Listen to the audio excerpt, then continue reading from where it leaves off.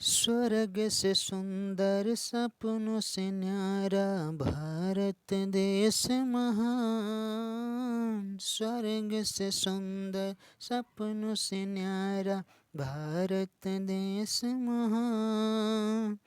आओ हम सब मिलकर गाएं विश्व राष्ट्र का ज्ञान। हमारा देश न छूटे कि ये परवेश न छूटे। तो नमस्कार, सत श्री अकाल, आदाब। एक बार फिर आ गया है आपका पवन सर, आपके सबका स्वागत करने अपने एग्ज़ाम क्रैक यूट्यूब पवन पाल चैनल पर। तो दोस्तों, कैसे हैं आप सब? उम्मीद करता हूं कि बहुत अच्छे होंगे।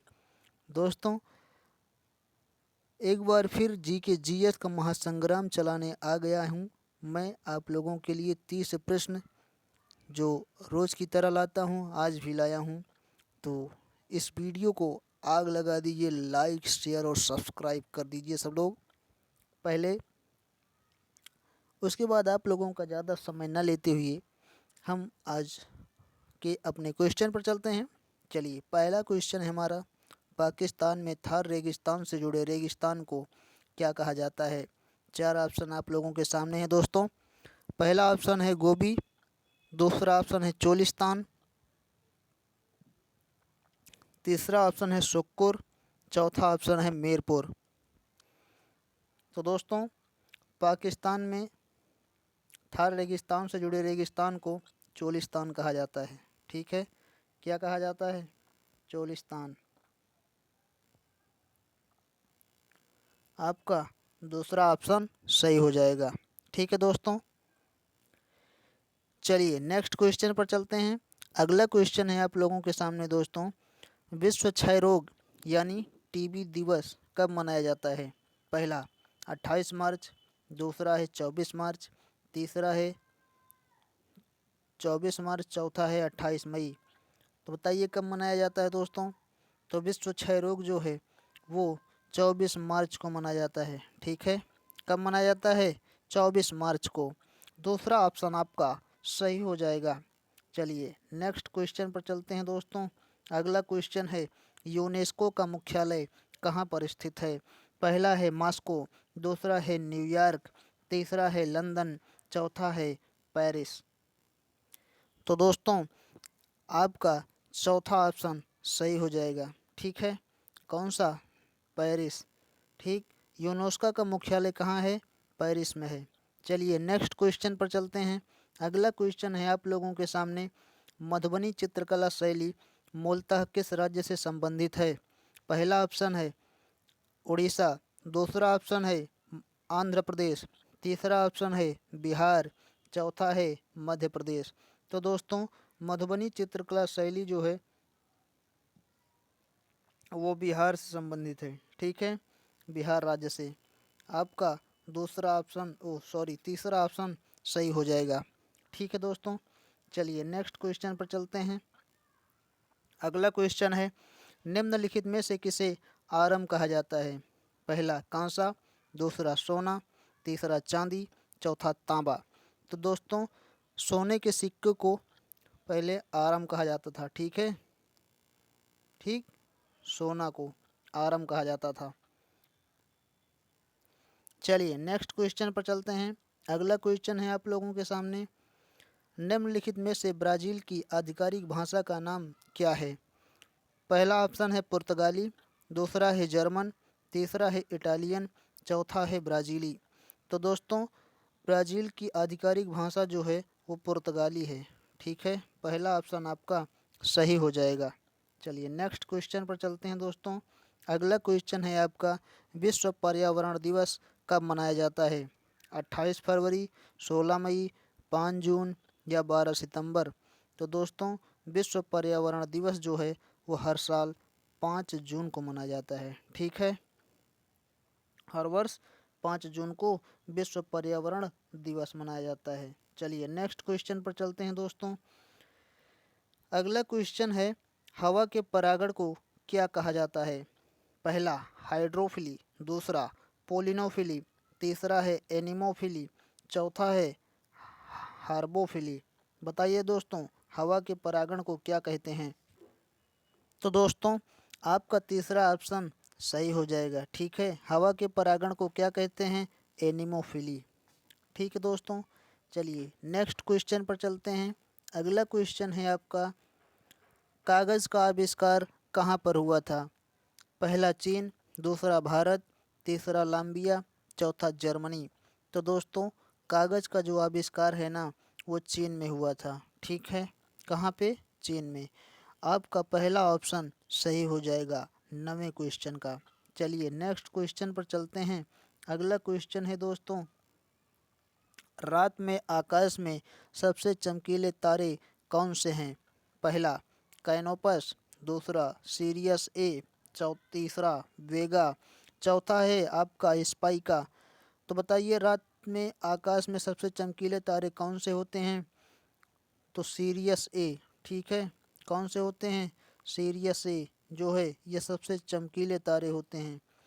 चलिए नेक्स्ट क्वेश्चन पर चलते हैं। अगला क्वेश्चन है आप लोगों के सामने दोस्तों, ग्रेनाइट किसका एक उदाहरण है?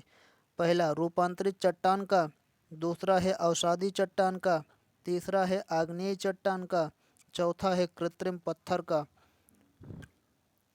तो बताइए ग्रेनाइट किसका एक उदाहरण है? तो ग्रेनाइट जो है दोस्तों वो आग्नेय चट्टान का एक उदाहरण है। ठीक है, तीसरा ऑप्शन आपका सही हो जाएगा। किसका? आग्नेय चट्टान का। ठीक है, अब बात कर लेते हैं आग्नेय चट्टानों के बारे में। तो आग्नेय चट्टानों का निर्माण ज्वालामुखी के उद्गार के फलस्वरूप निकलने वाले मैग्मा या लावा से होता है दोस्तों। आग्नेय चट्टानों को प्राथमिक चट्टानें भी कहा जाता है। निकल, तांबा, लोहा, ग्रेनाइट, सीसा, जस्ता, मैग्नीज तथा सोना आदि आग्नेय चट्टानों के उदाहरण हैं। ठीक है दोस्तों, इस क्वेश्चन से हमें इतनी जानकारी मिलती है। चलिए नेक्स्ट क्वेश्चन पर चलते हैं। अगला क्वेश्चन है दोस्तों, इनमें से किस योगदान के लिए एडवर्ड जेनर प्रसिद्ध हैं?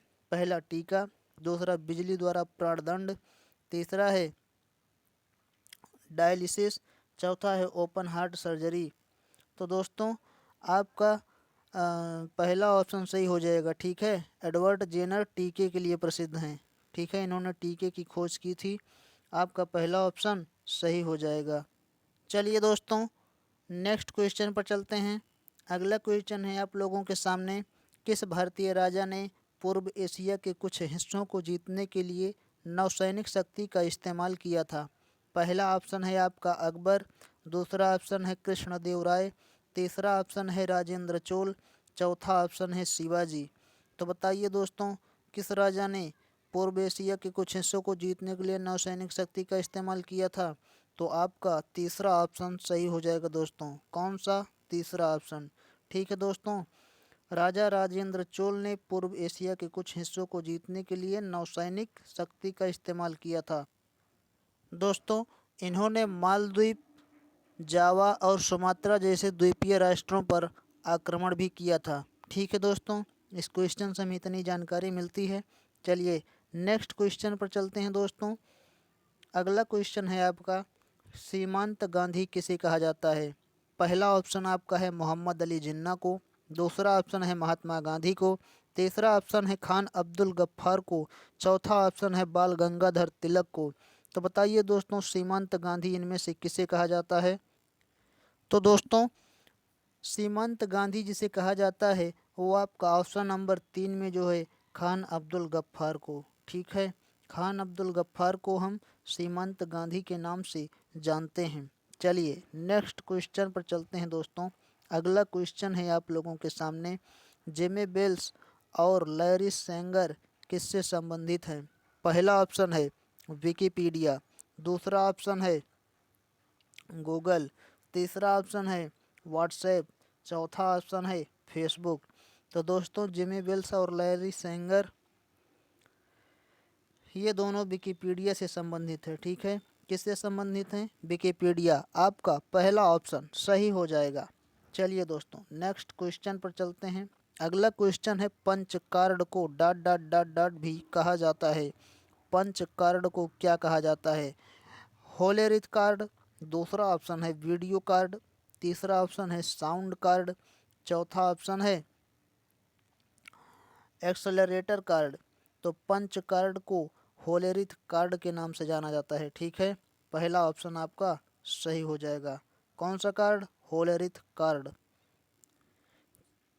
चलिए दोस्तों नेक्स्ट क्वेश्चन पर चलते हैं। आपका अगला क्वेश्चन है भारतीय रिजर्व बैंक यानी कि आरबीआई का राष्ट्रीयकरण किस वर्ष किया गया था? पहला ऑप्शन है 1969, दूसरा है 1947, तीसरा ऑप्शन है दोस्तों 1949, चौथा ऑप्शन है 1974। तो बताइए दोस्तों भारतीय रिजर्व बैंक यानी आरबीआई का राष्ट्रीयकरण कब हुआ था? तो दोस्तों आपका तीसरा ऑप्शन सही हो जाएगा। आरबीआई का राष्ट्रीयकरण 1949 को हुआ था। ठीक है, कब हुआ था? 1949 को। दोस्तों उम्मीद करता हूँ कि ये क्वेश्चन आप लोगों के समझ में आ रहे हैं, अच्छे लग रहे हैं। अगर ये क्वेश्चन आप लोगों को अच्छे लग रहे हैं, समझ में आ रहे हैं, तो हमारे इस वीडियो को लाइक, शेयर और सब्सक्राइब ज़रूर करिए। कम से कम 5 लोगों को आप इसे सब्सक्राइब करवाइए। आप भी सब्सक्राइब करिए अगर सब्सक्राइब नहीं किए हैं तो।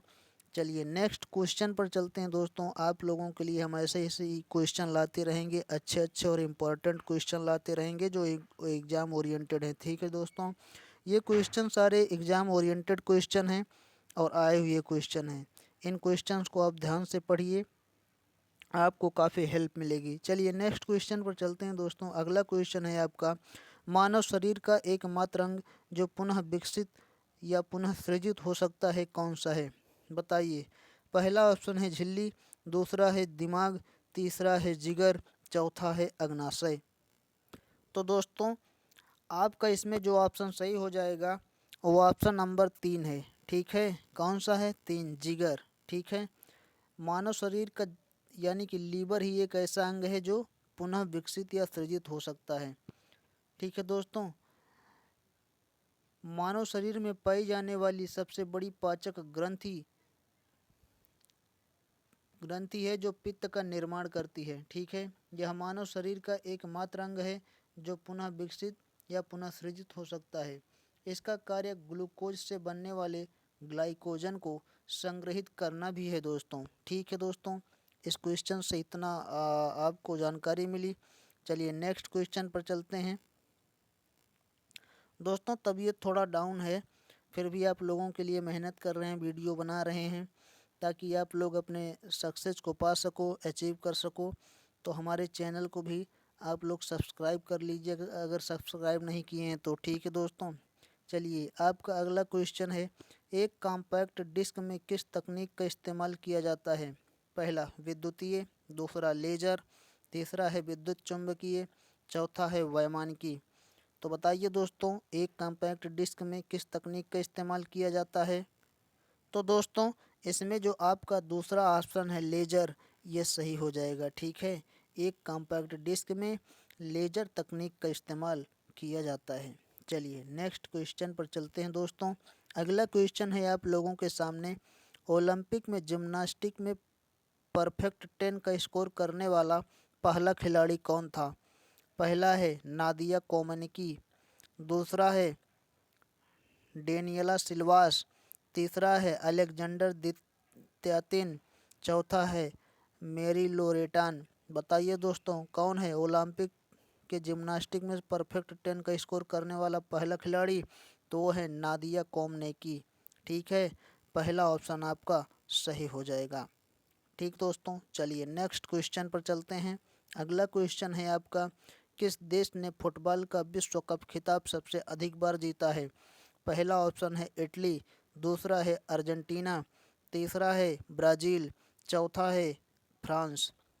तो बताइए दोस्तों किस देश ने फुटबॉल का विश्व कप खिताब सबसे अधिक बार जीता है? तो वो है ब्राज़ील। ठीक है, तीसरा ऑप्शन आपका सही हो जाएगा। कौन? ब्राज़ील। चलिए दोस्तों नेक्स्ट क्वेश्चन पर चलते हैं। अगला क्वेश्चन है आपका दुनिया का सबसे बड़ा और ध्रुवीय रेगिस्तान कौन सा है? पहला ऑप्शन है कालाहारी, दूसरा है गोबी, तीसरा है सहारा, चौथा है ग्रेट ऑस्ट्रेलियन। तो बताइए दुनिया का सबसे बड़ा और ध्रुवीय रेगिस्तान कौन सा है? तो इस वाले में दोस्तों आपका तीसरे नंबर का ऑप्शन सही हो जाएगा, सहारा। ठीक है, सहारा रेगिस्तान जो है सबसे बड़ा ध्रुवीय रेगिस्तान है। ठीक है, सहारा का मरुस्थल विश्व का सबसे बड़ा और ध्रुवीय रेगिस्तान है दोस्तों। यह अफ्रीका महाद्वीप के उत्तरी भाग में अटलांटिक महासागर से लाल सागर तक, सूडान के उत्तर एवं एटलस पर्वत के दक्षिण में विस्तृत है। ठीक है दोस्तों, चलिए नेक्स्ट क्वेश्चन पर चलते हैं। अगला क्वेश्चन है दोस्तों, क्वींसबेरी नियम नामक कोड का अनुकरण किस खेल में किया जाता है? पहला है टेनिस, दूसरा है क्रिकेट, तीसरा ऑप्शन है आपका मुक्केबाजी, चौथा ऑप्शन है घुड़सवारी। बताइए किस में किया जाता है? तो दोस्तों आपका तीसरा ऑप्शन सही हो जाएगा, मुक्केबाजी। ठीक है, कौन सा है? मुक्केबाजी। क्वींसबेरी नियम नामक कोड का अनुकरण किस खेल में किया जाता है? तो वो है मुक्केबाजी। ठीक है दोस्तों, चलिए नेक्स्ट क्वेश्चन पर चलते हैं। अगला क्वेश्चन है, मंगलयान कहाँ से लॉन्च किया गया था? बताइए। चेन्नई पहला ऑप्शन है श्रीहरिकोटा, दूसरा है बॉम्बे, तीसरा है बेंगलुरु, चौथा है दिल्ली। तो बताइए कहाँ से लॉन्च किया गया था मंगलयान? तो दोस्तों आपका पहला ऑप्शन सही हो जाएगा, मंगलयान श्रीहरिकोटा से लॉन्च किया गया था। ठीक है, कहाँ से? श्रीहरिकोटा से। दोस्तों इम्पोर्टेंट प्रश्न लेकर आता हूँ आप लोगों के लिए, हमारे चैनल को सब्सक्राइब करिए और शेयर भी करिए। ठीक है, जीके जीएस में हम आग लगाने के लिए आ गए हैं आप लोगों के लिए। ठीक है, निकल पड़ा हूँ रास्ते पर, क्या होगा आगे इस बात का गम नहीं है, बस आप लोगों का साथ मिलता रहे यही काफ़ी है। चलिए, कोंचिकल जलप्रपात कहाँ पाया जाता है? पहला केरल, दूसरा कर्नाटक, तीसरा है आंध्र प्रदेश, चौथा है तेलंगाना। तो दोस्तों कुंचिकल जलप्रपात जो है वो कर्नाटक में पाया जाता है। ठीक है, दूसरा ऑप्शन आपका सही हो जाएगा। ठीक दोस्तों, चलिए नेक्स्ट क्वेश्चन पर चलते हैं। अगला क्वेश्चन है दोस्तों, लोकसभा के लिए निर्वाचित होने के लिए न्यूनतम उम्र क्या होनी चाहिए? पहला है 18 वर्ष, दूसरा है 21 वर्ष, तीसरा है 16 वर्ष, चौथा है 25 वर्ष। तो बताइए दोस्तों, लोकसभा के लिए निर्वाचित होने के लिए व्यक्ति की न्यूनतम उम्र क्या होनी चाहिए? तो होनी चाहिए 25 वर्ष। ठीक है, कितनी होनी चाहिए? 25 वर्ष।